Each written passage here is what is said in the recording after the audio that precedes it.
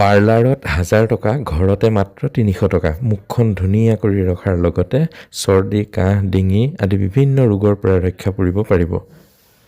ঠাণ্ডা দিনত এটা মাত্ৰ ষ্টিমাৰ ঘৰত ৰাখক।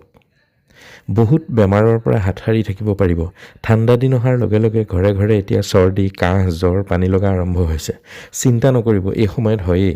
তথাপি যদি আগতীয়াকৈ সাৱধান হৈ থাকিব পাৰে তেতিয়া আপুনি এই বেমাৰৰ পৰা সাৰি যাব। এটা ষ্টিমাৰ কিনি লওক, 3-400 মান টকা ল'ব। আপুনি এই ষ্টিমাৰটো যদি ঘৰত ৰাখে তেনেহ'লে কেৱল বেমাৰেই নহয়, বিভিন্ন যদি এই 3-400 মান টকা দি এটা ষ্টিমাৰ ঘৰত ৰাখে তেনেহ'লে আপুনি সৌন্দৰ্য চৰ্চাৰ লগতে বিভিন্ন বেমাৰৰ পৰাও হাত সাৰি থাকিব পাৰিব।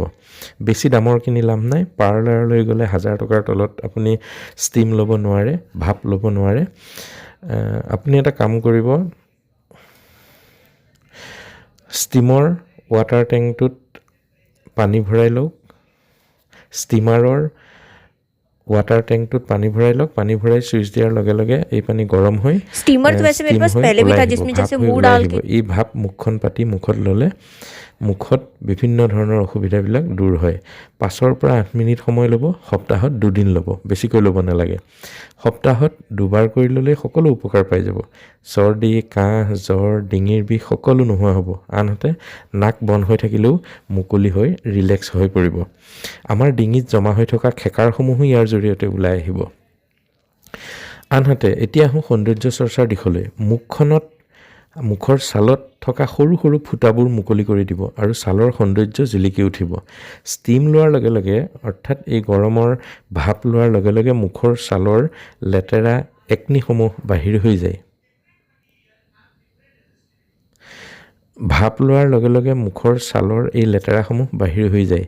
এই টক্সিনবোৰৰ বাবে মুখত হোৱা শালমইনা আদিৰ পৰাও মুক্তি পাব পাৰি। মুখত থকা লেতেৰা অইলি ভাব সকলো দূৰ হয়। ষ্টিমাৰত ব্যৱহাৰ কৰা পানীত অকণমান নিমখ দি ল'ব পাৰে। ষ্টিম লোৱাৰ আগত মুখখন ভালদৰে চাফা কৰি ল'ব লাগে। সপ্তাহত 2 বাৰকৈ ল'ব লাগে আৰু প্ৰতিবাৰতে 5 পৰা 10 মিনিট সময় ল'লেই ষ্টিমৰ উপকাৰ পোৱা যায়। ভাপ লোৱাৰ পিছত কোমল কাপোৰেৰে মচি ময়শ্চাৰাইজাৰ লগাব লাগে। ভাপ লোৱাৰ ফলত মুখখন উজ্জ্বল হৈ পৰে, তেজ চলাচল সুগম হয়, ক'লা দাগবোৰ নোহোৱা হৈ মুখখন সুন্দৰ হৈ পৰে।